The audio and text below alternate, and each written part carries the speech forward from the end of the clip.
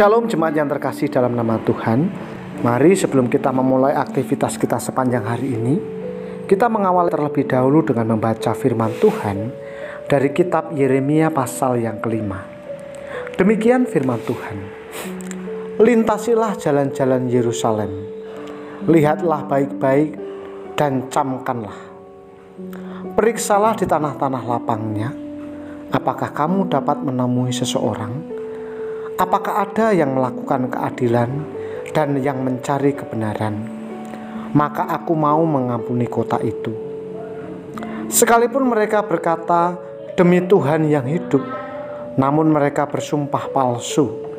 Ya Tuhan, tidakkah matamu terarah kepada kebenaran?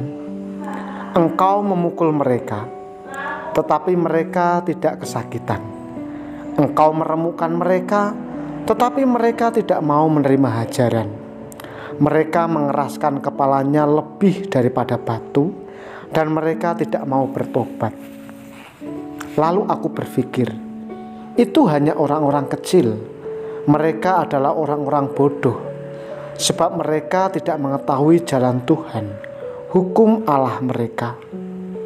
Baiklah, aku pergi kepada orang-orang besar dan berbicara kepada mereka, sebab merekalah yang mengetahui jalan Tuhan, hukum Allah mereka.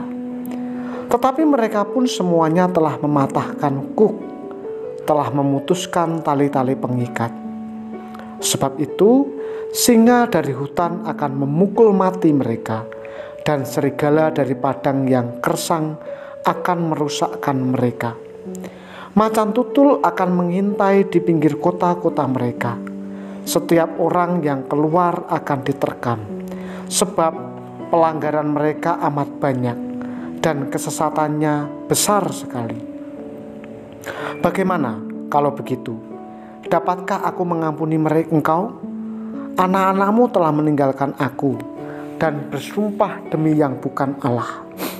Setelah aku mengenyangkan mereka, mereka berzinah dan bertemu ke rumah persundalan.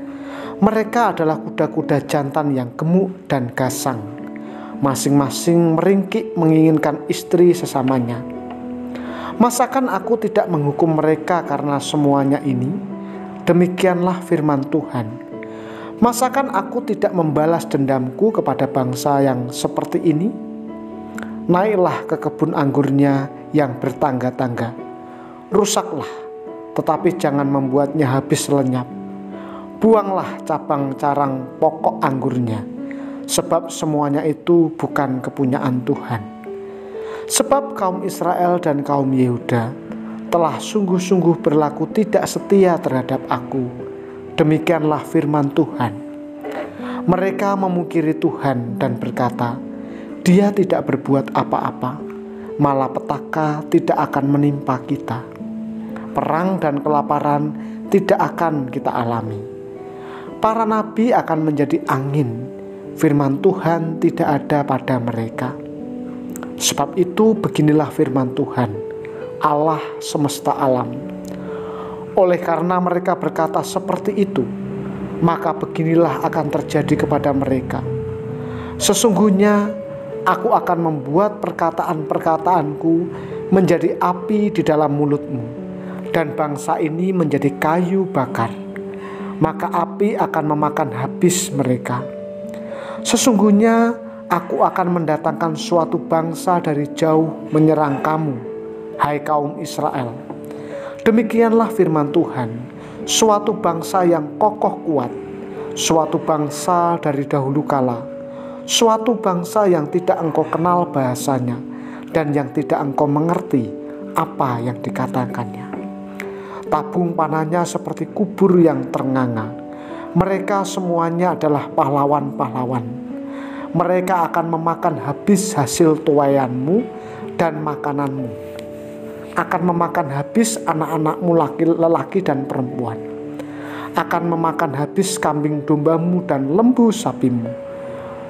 Akan memakan habis pohon anggurmu dan pohon aramu.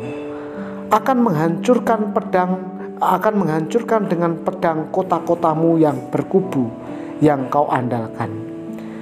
Tetapi pada waktu itu pun juga, demikianlah firman Tuhan, aku tidak akan membuat kamu habis lenyap.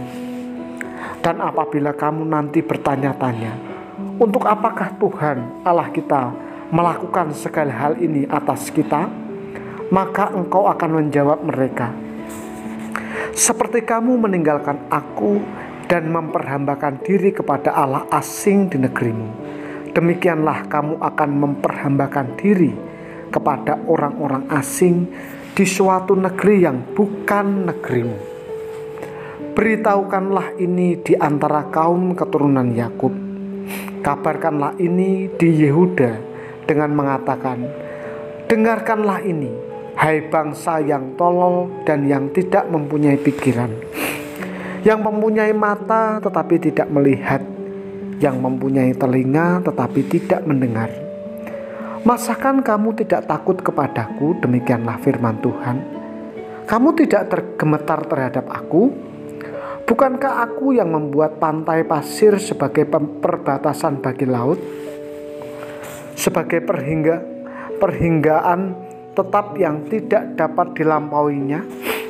Biarpun ia bergelora, ia tidak sanggup. Biarpun gelombang-gelombangnya ribut, mereka tidak dapat melampauinya. Tetapi bangsa ini mempunyai hati yang selalu melawan dan memberontak. Mereka telah menyimpang dan menghilang. Mereka tidak berkata dalam hatinya, baiklah kita takut akan Tuhan Allah kita, yang memberi hujan pada waktunya, hujan pada awal musim maupun hujan pada akhir musim, dan yang menjamin bagi kita minggu-minggu yang tetap untuk panen. Kesalahanmu menghalangi semuanya ini, dan dosamu menghambat yang baik daripadamu. Sesungguhnya di antara umatku terdapat orang-orang fasik yang memasang jaringnya. Mereka menangkap burung, mereka memasang perangkapnya. Seperti perangkap burung mereka memasang perangkapnya. Mereka menangkap manusia. Seperti sangkar menjadi penuh dengan burung-burung, demikianlah rumah mereka menjadi penuh dengan tipu. Itulah sebabnya mereka menjadi orang besar dan kaya, orang gemuk dan gendut. Di samping itu mereka membiarkan berlalu kejahatan-kejahatan, tidak mengindahkan hukum, tidak memenangkan perkara anak yatim, dan tidak membela hak orang miskin. Masakan aku tidak menghukum mereka karena semuanya ini? Demikianlah firman Tuhan. Masakan aku tidak membalas dendamku kepada bangsa yang seperti ini? Kedahsyatan dan kengerian terjadi di negeri ini. Para nabi bernubuat palsu, dan para imam mengajar dengan sewenang-wenang, dan umatku menyukai yang demikian. Tetapi apakah yang akan kamu perbuat apabila datang kesudahannya? Bapak Ibu yang terkasih dalam Tuhan, Nats hari ini mengingatkan kita pada dialog antara Abraham dan Tuhan menjelang kehancuran Sodom dan Gomora. Kalau kita ingat di dalam Kejadian 18 ayat 16-33. Ketika Tuhan membeberkan rencana untuk membinasakan kota yang sangat berat dosanya itu, Abraham memohon agar orang benar tidak turut dibinasakan bersama orang-orang fasik, seperti yang dikenal oleh banyak pembaca dalam kisah yang luar biasa itu. Walau berbeda, semangat serupa nyata dalam nubuat Yeremia yang baru saja kita baca. Tuhan memerintahkan agar jalan-jalan Yerusalem dilintasi untuk mencari orang-orang yang melakukan keadilan dan kebenaran. Jika ternyata masih ada, ia akan mengampuni kota itu. Ayat yang pertama. Namun tak jauh bedanya dengan kisah Abraham yang berdoa syafaat. Hasilnya nihil. Tampaknya lebih parah lagi dibandingkan kasus Sodom dan Gomora. Sebab umat masih terus bersumpah demi nama Tuhan. Mereka sudah diajar oleh Tuhan, tetapi tidak mau bertobat. Keras kepala, bahkan lebih daripada batu.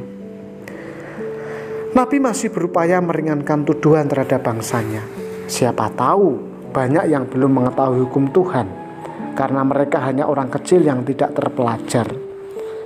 Apa yang ditemukannya sungguh mengecewakan. Orang-orang besar yang semestinya terpelajar pun tak jauh beda. Seperti lembu yang ingin melepaskan diri dari kuk, semuanya ingin lepas dari ikatan perjanjian dengan Tuhan. Tuhan telah mengenyangkan umatnya, tetapi mereka malah bersumpah demi ilah lain. Betapa dalam ironi yang tergambar dalam permainan kata Ibrani yang digunakan. Bapak Ibu, Allah kita adalah Allah yang memberi kesempatan kedua. Tuhan selalu memberi kesempatan bagi siapapun yang ingin kembali kepadanya.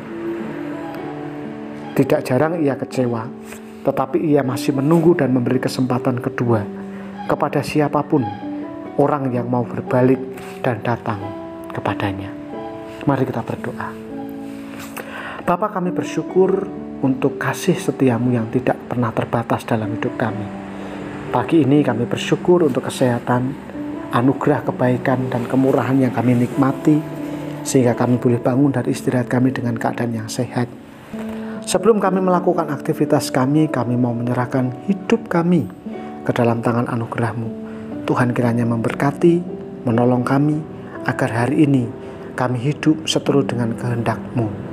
Kami berdoa untuk jemaat Tuhan yang saat ini sedang sakit, baik di rumah maupun di rumah sakit, baik yang sudah lanjut usia maupun sudah sakit menaun ataupun dalam beberapa hari ini merasa kurang enak badan. Tuhan kiranya menjamah dan memberkati mereka. Terima kasih untuk hari ini. Kami sambut hari ini dengan penuh ucapan syukur. Biarlah hidup kami senantiasa memancarkan kasih Allah. Demi Kristus kami berdoa dan mengucap syukur. Amin. Tuhan Yesus memberkati.